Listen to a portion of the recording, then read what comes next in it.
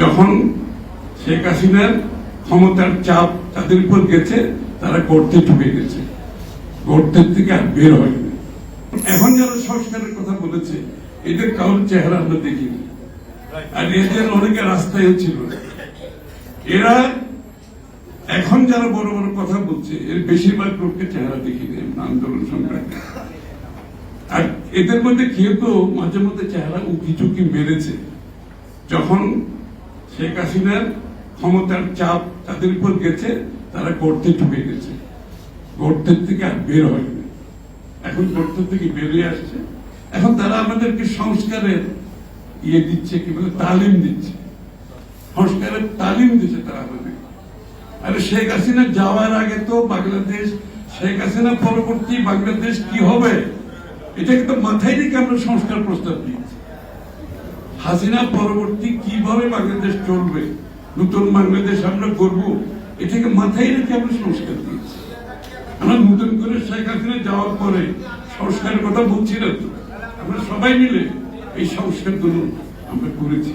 27 দফা বিএনপি ছিল, আমরা যখন যুগপথে আমরা ঐক্যবদ্ধ হয়েছি, তখন ওনাদের মতামতের পরিপ্রেক্ষিতে এটা 31 দফায় দিয়ে দেওয়া হয়েছে।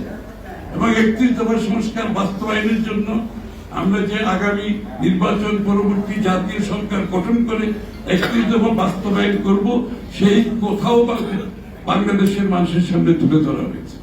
এবং সবচেয়ে বড় কথা হচ্ছে 31 দফা নিয়ে আমরা গ্রামে গঞ্জে যাচ্ছি, শহরে শহরে যাচ্ছি, লোকজনের কাছে তুলে ধরছে 31 দফা। বাংলাদেশের রাজনীতিতে সংস্কার প্রস্তাব নিয়ে জনগণের কাছে যেতে এর আগে কোনোদিন দেখেছেন আপনারা? কোনোদিন দেখেন না। এই প্রথম বাংলাদেশে সংস্কার প্রস্তাব নিয়ে জনগণের কাছে যাচ্ছে, তাদের সমর্থন চাচ্ছে। কারণ দিনের শেষে আপনি যত সংস্কারের কথা বলবেন, দিনের শেষে সংস্কার হতে হবে গণতান্ত্রিক প্রক্রিয়ার মাধ্যমে। গণতান্ত্রিক প্রক্রিয়ার বাইরে গিয়ে কোনো সংস্কার করা যাবে না।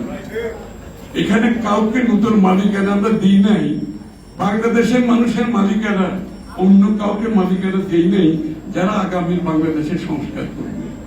বাংলাদেশের সংস্কার হতে হবে গণতান্ত্রিক প্রক্রিয়ার মাধ্যমে, বাংলাদেশের মানুষের সমর্থনের মাধ্যমে, তার বাইরে সংস্কারের কোনো সুযোগ নেই। ইতিমধ্যে আমরা পরিষ্কার ভাবে বলেছি, বিভিন্ন বক্তারা বলেছেন, পরিষ্কার ভাবে বলেছি, যে সমস্ত সংস্কারের জাতীয় ঐক্যমত হবে সেগুলোর জন্য আমরা প্রস্তুত। দেরি কেন? দেরি কেন? আমরা কেন জানতে পারছি না কোথায় ঐক্যমত হয়েছে? সবাই তো প্রস্তাব দিয়ে বসে আছে, সব রাজনৈতিক দল সংস্কার প্রস্তাব দিয়েছে, তা আমরা তো অপেক্ষা করছি ঐক্যমত কোথায় হবে। ওনারাও বলছেন ঐক্যমতের পরিপ্রেক্ষিতে হবে, আমরাও বলছি ঐক্যমতের পরিপ্রেক্ষিতে হবে। তাহলে ঐক্যমতটা কোথায় আমরা জানতে পারছি না কেন? আমরা তো সবাই আমাদের প্রস্তাব দিয়েছি, ওইটা বলতে দ্বিধা কোথায়? ওইটা না বলে খালি সংস্কার ছাড়া নির্বাচন হবে না। আরে সংস্কার তো প্রস্তাব দেওয়াই আছে, আরে বলুন না কোথায় ঐক্যমত।